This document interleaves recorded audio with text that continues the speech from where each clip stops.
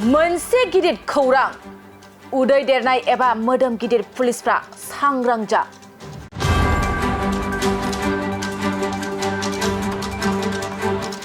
उदै देरनाय एबा मोदोम गिदिर पुलिसफ्रा बे समाव खैफोदाव गोग्लैनो हागौ नंगौ नोंथाङा थार बाथ्राखौनो खोनादों आसाम पुलिसा रायजोआव फिन BMI टेस्टखौ खालामनाय जागोन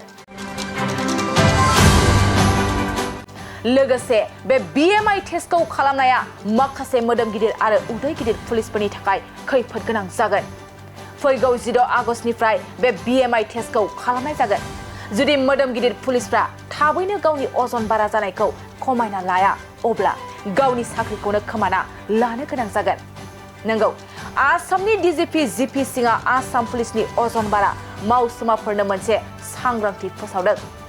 थारैनो गावनि बांद्राय अजन बारायनायखौ थाबैनो खमायना लाया अब्ला गावनि साख्रिखौनो खोमाना लानो गोनां जागोन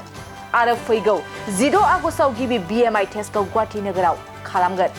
बेनि उनाव 17 आगस्टनिफ्राय गुबुन गुबुन जिल्लाफ्राव BMI आनजादा जागोन लोगोसे रायजोआव मोनथाम खोन्दोआव बे BMI टेस्टखौ खालामनाय जागोन आनजाद नायनाया नोगोरमानि 4थि आरो 10थि APBNआव खालामनाय जागोन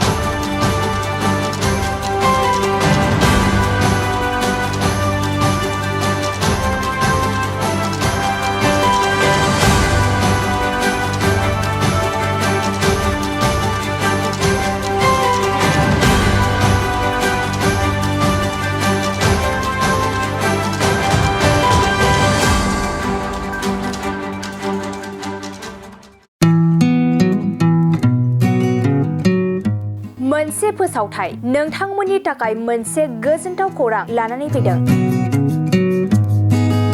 चिरां जिल्लानि सिङाव थानाय काजलगावनि सिफुं हटेलखौ गुवाहाटी नोगोरनि साखाथियाव थानाय सानसारियाव गोदानै मोनसे सिफुं हटेल ब्रान्च खुलिनाया नोंथांमोननि थाखाय गोजोनथाव खौरां लानानै फैदों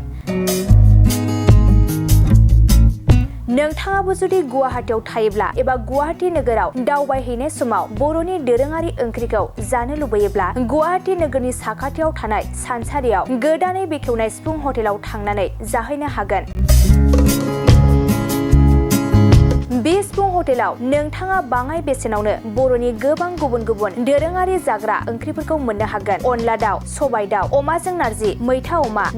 ना बाथोन थारुन ना थारुन अमा आरो गोबां बायदि बायदि बर'नि ओंख्रिखौ बे बर'नि सिफुं हटेलाव मोननाय जायो